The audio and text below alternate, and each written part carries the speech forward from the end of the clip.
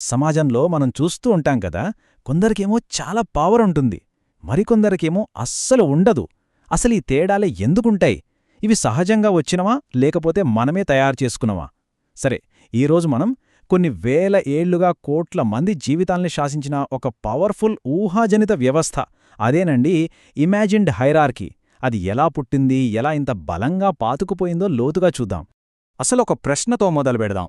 మనం అంటే మనుషులం ఇంత పెద్ద సంఖ్యలో లక్షలు కోట్ల మంది ఒకేచోట ఒక పద్ధతి ప్రకారం ఎలా కలిసి జీవించగలుగుతున్నాం? మనల్ని ఏది కలిపి ఉంచుతోంది, ఏది విడదీస్తోంది? ఈ ప్రశ్న చాలా సింపుల్గా అనిపించొచ్చు, కాని దీని వెనకే పెద్ద కథ ఉంది. ఇంట్రెస్టింగ్ విషయమేంటంటే, దీనికి సమాధానం మన బయాలజీలోనో మన డిఎన్ఏలోనూ లేదు. ఆన్సర్ ఎక్కడుందంటే మనందరం కలిసి నమ్మే క్రథల్లో, మన ఆలోచనల్లో ఉంది. సమాజాల్ని నడిపించేది ప్రకృతి నియమాలు కాదు, మనం సృష్టించుకున్న ఊహాజనిత శ్రేణులు లేదా ఇమాజిన్డ్ హైరార్కీస్. అయితే ఈ ఆలోచనలు, ఈ కథలు ఒక్కోసారి చాలా ప్రమాదకరంగా మారతాయి. ఒకప్పుడు అనుకోకుండా జరిగిన ఒక చిన్న చారిత్రక యాక్సిడెంట్, అదే నెమ్మదిగా తనని తాను బలపరుచుకుంటూ తరతరాలికి మార్చలేని ఒక పెద్ద విషవలయంగా ఎలా తయారైందో ఈరోజు మనం అదే చూడబోతున్నాం. సరే, ఈ కాన్సెప్ట్ని ఇంకా బాగా అర్థం చేసుకోవాలంటే మనం ఒక పర్ఫెక్ట్ ఉదాహరణ తీసుకోవాలి. చరిత్రలోనే అత్యంత కాంప్లెక్స్ ఇంకా పవర్ఫుల్ సోషల్ స్ట్రక్చర్స్లో ఒకటైన హిందూ కుల వ్యవస్థ పుట్టుకను చూద్దాం. దీని కథ ఒక యాక్సిడెంటల్ బిగినింగ్తో మొదలైంది. సుమారుగా ఓ 3000 సంవత్సరాల క్రితం అనుకోండి, ఇండో ఆర్యన్ ప్రజలు భారత ఉపఖండం మీదికి దండెతోచారు. గెలిచినవాళ్లుగా వాళ్లు తమని తాము రూలింగ్ క్లాస్గా, అంటే పూజారులుగా, యోధులుగా ప్రకటించుకున్నారు. మరి ఓడిపోయిన స్థానిక ప్రజలని వాళ్ల కింద సేవకులుగా, బానిసలుగా మార్చేశారు. చూడండి, ఆ హైరార్కీకి బీజం సరిగ్గా ఇక్కడే పడింది. ఇదేదో సింపుల్గా సమాజాన్ని 4 ముక్కలుగా చేయడం కాదు, అస్సలు కాదు. ఇదొక పక్కా ప్లాన్. ఎందుకంటే దండెత్తి వచ్చిన వాళ్లు చాలా తక్కువ మందున్నారు. వాళ్ల అధికారం, వాళ్ల స్టేటస్ పోకుండా ఉండాలంటే ఏదో ఒకటి చెయ్యాలి. ఏం చేశారు? జనాభాను వేరువేరు కులాలుగా విడగొట్టారు. ప్రతి కులానికి ఒక పని, ఒక హోదా ఇచ్చారు. అంతేకాదు, వాళ్ల మధ్య ఎలాంటి సంబంధం ఉండకూడదని కఠినమైన రూల్స్ పెట్టారు. కలిసి తినకూడదు, పెళ్లిళ్లు చేసుకోకూడదు, ఇలా వేర్పాటు. అదే ఈ సిస్టంకి పునాది. సరే, ఇక్కడొక డౌట్ వస్తుంది. కేవలం బలంతో, అధికారంతో పెట్టిన ఈ రూల్స్ని తరతరాలుగా ప్రజలు ఎలా ఫాలో అయ్యారు? దీన్ని దేవుడు పెట్టిన శాశ్వతమైన నియమం అని ఎలా నమ్మగలిగారు? దాని వెనుకున్న అసలైన సీక్రెటేంటి? ఇక్కడే మనకు పవిత్రత, అపవిత్రత అనే 2 పవర్ఫుల్ ఐడియాలు ఎంటరవుతాయి. ఈ సిస్టంని శాశ్వతంగా నిలబెట్టాలంటే ఏం చెయ్యాలి?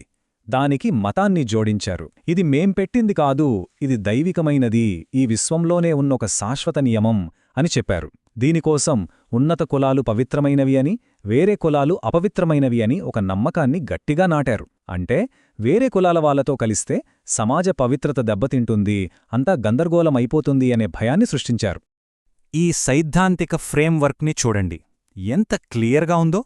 ఒకవైపు పవిత్రత, ఇది ఎవరితో ముడిపడుంది? ఉన్నత కులాలతో. ఇది విశ్వానికి ఒక ఆర్డర్ని ఇస్తుందని నమ్మకం. ఇక రెండోవైపు అపవిత్రత, ఇది మిగతా కులాలతో ముడిపడుంది. ఇది సోషల్ క్యాస్, అంటే సామాజిక గందరగోళం, ప్రమాదాన్ని సూచిస్తుంది. సో ఈ రెండింటి మధ్య ఒక గోడ కట్టేశారు.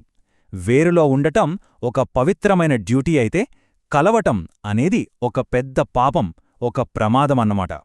ఈ కొటేషన్ చూడండి, ఇది ఎంత పవర్ఫుల్లో. ఒక గ్రూప్ని సమాజం నుండి వేరు చెయ్యాలంటే ఏం చెయ్యాలి? వాళ్లు అపవిత్రులు, వాళ్లు ఒక రకమైన పొల్యూషన్కి కారణం అని మిగతా వాళ్లందర్నీ నమ్మించగలిగితే చాలు. అంతే, ఈ ఒక్క ఐడియా చాలు మనం కట్టే ఇటుక గోడల కన్నా బలమైన మానసిక గోడల్ని నిర్మించడానికి. సరే, ఈ సిస్టమ్ ఇక్కడితో ఆగిపోలేదు. నిజానికి అస్సలు కథ ఇప్పుడే మొదలైంది. కాలం గడిచే కొద్దీ ఈ వ్యవస్థ తనని తాను ఎలా విస్తరించుకుంది, ఇంకా ఎంత కాంప్లెక్స్గా మారిందో చూద్దాం. ఆ విషవలయం తనంతట తానే ఎలా బలపడిందో చూడండి. మొట్టమొదట, అంటే ఈ సిస్టమ్ స్టార్ట్ అయినప్పుడు కేవలం 4 ప్రధాన వర్గాలు ఉండేవి: బ్రాహ్మణులు, క్షత్రియులు, వైశ్యులు, శూద్రుడు. అంతే, చాలా సింపుల్గా ఉండేది. కాని చూడండి, శతాబ్దాలు గడిచేసరికి ఏమైందో. ఆ 4 విభాగాలు ఇప్పుడు సుమారు 3000 ఉపకులాలుగా, అంటే జాతులుగా పెరిగిపోయాయి. ఆలోచించండి, 3000. ప్రతి పనికి, ప్రతి ఊరికి ఒక జాతి. దీంతో ఈ సోషల్ హైరార్కీ ఇంకా కాంప్లెక్స్ అయిపోయింది, తప్పించుకోవడానికి వీల్లేనంత పక్కాగా తయారైంది. ఇక్కడే ఆ విష వలయం పర్ఫెక్ట్గా లాకైపోతుంది. జాతి ఈ పదానికర్థమే జననమ్మని. అంటే ఒక వ్యక్తి ఏ జాతిలో పుట్టాడో అదే వాళ్ల జీవితాన్ని డిసైడ్ చేస్తుంది. వాళ్ళు ఏం పని చెయ్యాలి, ఏం తినాలి, ఎక్కడ ఉండాలి, ఎవర్ని పెళ్లి చేసుకోవాలి అన్నీ. వాళ్ల బతుకంతా వాళ్లు పుట్టిన గ్రూప్కే పరిమితం. వారసత్వంగా వాళ్ల పిల్లలకి కూడా అదే వస్తుంది. It's a loop. సరే, 3000 కులాలు అన్నారు. మరి ఈ 3000 కేటగిరీల్లో కూడా ఎక్కడా ఫిట్ అవ్వని వాళ్ళు ఉంటారు కదా, వాళ్ల పరిస్థితేంటి? వాళ్ళెక్కడికి వెళ్ళాలి? వాళ్లే అంటరానివారు. అక్షరాల వాళ్లు కులం నుండి వెలివేయబడినవాళ్లు, అంటే అవుట్కాస్ట్స్. సమాజంలో వాళ్లకి చివరి స్థానం కూడా ఇవ్వలేదు. అసలు వాళ్లని ఈ సిస్టంలో ఒక భాగంగానే చూడ్లేదు. వాళ్లే ఆ పొల్యూషన్కి, ఆ అపవిత్రతకి సజీవ సాక్ష్యాలుగా ముద్రవేయబడ్డారు. వాళ్ల జీవితం ఎలా ఉండేదంటే పూర్తి ఐసోలేషన్. మిగతా ప్రజలందరికీ దూరంగా బతకాలి. వాళ్ళని ఎవ్వరూ తాకకూడదు, వాళ్లతో కలిసి తినకూడదు, వాళ్ల నీడ కూడా పడకూడదు. ఇలాంటి కఠినమైన రూల్స్. ఈ నిబంధనలు వాళ్ళని సమాజం నుండి పూర్తిగా వేరుచేశాయి. ఆ పవిత్ర అపవిత్ర అనే కాన్సెప్ట్కి వాళ్లే అల్టిమేట్ ఎగ్జాంపుల్ అన్నమాట. ఓకే, ఇదంతా గతం, కొన్ని వేల ఏళ్ల కిందటి కథ. మరిప్పుడు ఈ మోడర్న్ ఏజ్లో, ఈ ప్రజాస్వామ్య యుగంలో ఆనాటి ఊహాజనిత వ్యవస్థ ఇంకా ఎలా బతికుంది? దాని ప్రభావం ఇంకా మనమీద ఉందా? చూడండి, మన భారత ప్రభుత్వం చట్టపరంగా కుల వివక్షను ఎప్పుడూ రద్దు చేసింది. అయినా సరే, వేల ఏళ్లుగా మన కల్చర్లో లోతుగా పాతుకుపోయిన ఈ వ్యవస్థ ప్రభావం ఇంకా పోలేదు. ఎందుకంటే చట్టాలు మార్చడం ఈజీనే, కాని ప్రజల ఆలోచనా విధానాన్ని మార్చడం చాలా కష్టం. ఇంకా ఇప్పటికీ పెళ్లిళ్ల విషయాల్లో కులం చాలా పెద్ద పాత్ర పోషిస్తోంది. కొన్నిసార్లు ఉద్యోగావకాశాల మీద కూడా దాని ప్రభావం ఉంటుంది. దీన్ని బట్టి మనకేమర్థమవుతోంది? ఒక ఊహాజనిత వ్యవస్థ, దానికి కారణమైన అసలు చరిత్ర మర్చిపోయినా సరే, అది కల్చర్ రూపంలో, అలవాట్ల రూపంలో బతికే ఉంటుంది. 3000 సంవత్సరాల సాంస్కృతిక బరువుని అంత తేలిగ్గా వదిలించుకోవడం చాలా కష్టం. ఫైనల్గా ఇదంతా మనల్ని ఒకే ఒక్క పెద్ద ప్రశ్నకు తీసుకువస్తుంది.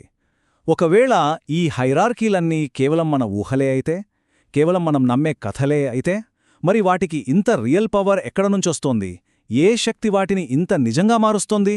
బహుశా సమాధానం మనందరి సామూహిక నమ్మకంలోనే ఉందేమో. ఆలోచించండి.